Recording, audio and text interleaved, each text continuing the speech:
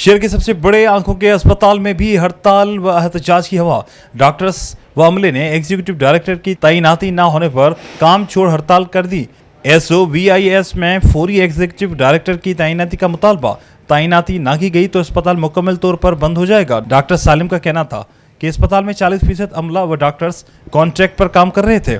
2016 से जिम्मेदारियां निभाने वाले कॉन्ट्रैक्टर्स का मुआहदा खत्म हो चुका। फिलहाल किसी फैकल्टी मेंबर को ही चार्ज दिया जाए ताकि काम जारी रह सके।